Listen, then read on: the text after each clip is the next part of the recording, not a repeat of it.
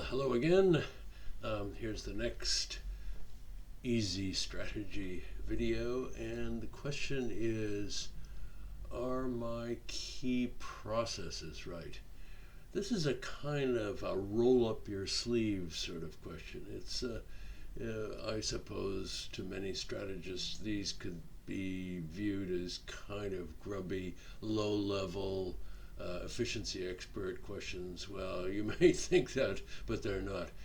It's really the sum total of your organization's ability to deliver the goods, to get the product that the customers want to them and keep them happy and so forth. So I'm afraid that an ongoing audit of process effectiveness is really an essential part of the strategist's toolkit in order to be sure that the strategy is on track. So what I'm going to do is mention a list of them, much as I did in the previous video, and you in your organization may, upon examination, discover that there are some others that I haven't mentioned that are particular to your business, and you might find that one or two that I mentioned are less relevant to you. The important thing here is that you take the scrutiny of your managerial processes seriously and continue to ensure that they're being done properly. Okay, well, let's get at some of them. In no particular order, I would start with sales and marketing management. This is the whole process of finding, securing customers, keeping them happy, retaining them, making sure that they're continue to buy more and more of your products, if that's a relevant point. And it's in many respects what is embraces much of what's been going on in this whole video series. The notion of making customers happy is the essence of strategy, and therefore much of what has gone before, a little bit of what will come afterward, is very much in the province of sales and marketing management. We must consider ourselves with product delivery, the way in which we get the product to our customers, be that in a physical logistics system, via an Amazon delivery wagon, or even online. That's got to work. It's got to work to the satisfaction of customers. You don't want them complaining that they like the idea of what you had to offer, but getting it to them was a nightmare. You don't want that to happen, so you want to make sure that works well. There is the whole question of product development.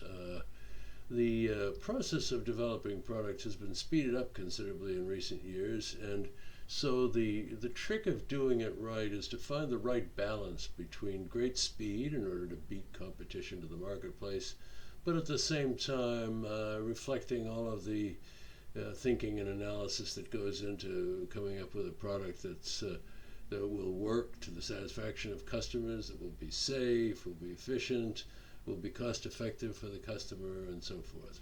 An increasingly and always important subject, but increasingly so in any markets that are very fast moving and where there's a great deal of change. I noted in my career a few examples of how very large organizations with bureaucratic procedures often ran into difficulty in this area because too many people were involved in approving and vetting and commenting on the product development process, and as a consequence, faster and more nimble competitors got to the marketplace first and beat them out competitively. So this is something to give attention to. Website design and management is important for virtually everybody, not only those who sell their products online, but who convey information to their customers online about their products. Needless to say, it's a complicated and increasingly highly skilled and essential capability for any organization. The message online on a website has to be clear, it has to be attractive, it has to be appealing, has to be avoid any kind of ambiguity, uncertainty, confusion, has to be secure. There are plenty of digital bandits out there waiting to steal information from your website and even to interfere with your business processes. So a huge area of maintaining and improving and for that matter upgrading your online offering. Customer support is a big thing. These days, you probably, when you buy a product, won't even get a user manual with the product. You might get a little 3-page fold-over thing in 95 different languages, but not worth very much, really. So I think it's kind of expected that if it isn't obvious how to use a product, that your customers will simply go online and download the download the instruction manual. Make sure you've got it there and that it's up to date and that it's easy to find on your website. At the same time, if you have a product that is reasonably complicated to operate, your customer support will probably require videos and detailed instructions on how to use it.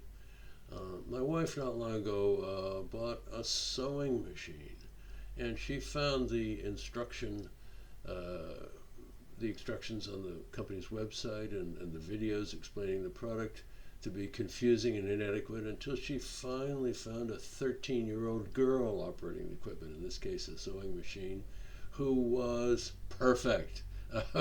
She made it clear. She obviously had experience in using it, and as soon as my wife got through that video, she knew how to use the sewing machine. So it's obviously an important issue when there are any questions at all about how to use a product. And for heaven's sakes, don't get yourself into the embarrassing position where it takes a 13-year-old girl to improve upon your inadequate instructions.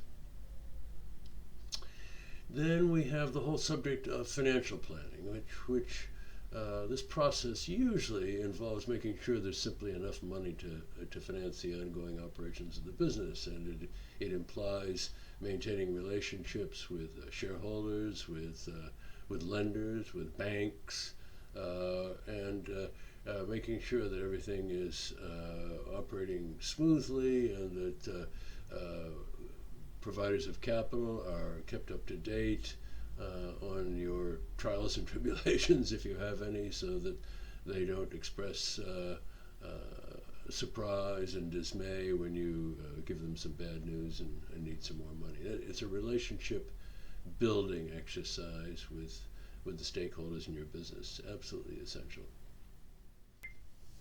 Manufacturing process improvement. If you make your product in a factory, it is essential that there be a process which continues to look for ways to improve and upgrade both quality and cost structure. That goes without saying. And if you have a digital product, the same thing goes for it. You have to continue to refine the way in which you actually design and make these products, as well as the way in which you deliver them to customers. Next is the whole process of human resource management. First of all, the kind of ordinary things like managing employees' expectations about pension and health care and which kind of car they're going to be issued with, if indeed that's part of the package, all those sorts of things. But at the same time, some more fundamental questions of performance appraisal and at the end of the day, team building and appraising employee satisfaction. We'll have a little bit more to say about that shortly. But properly handled human resource management is really critical. And then finally, I would make one comment about a process that's related to this series of videos, which is the whole exercise of business planning, strategy planning, coming up with the occasional business plan which sets out the the targets for the business and the way in which the challenges will be met and so forth, incorporating hopefully much of the thinking in this series of videos.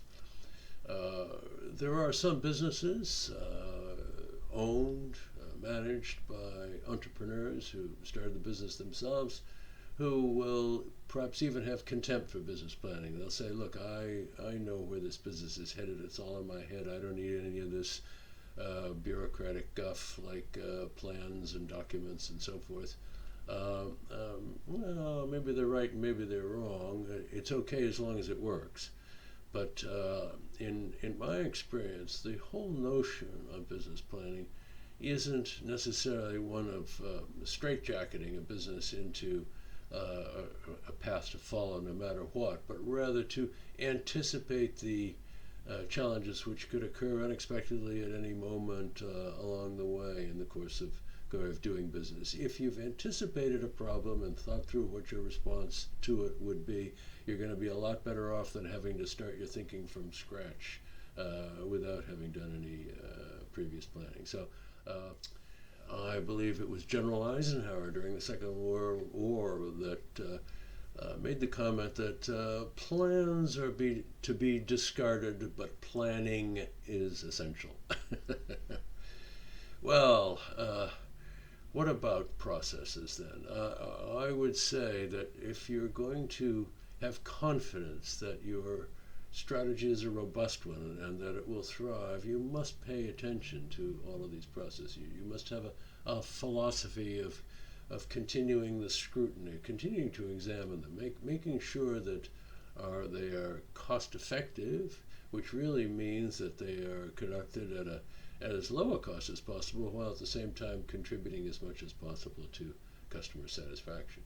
So make sure that you're on top of this so that your organization can deliver the strategy so brilliantly designed elsewhere. Okay, thanks a lot. Bye-bye.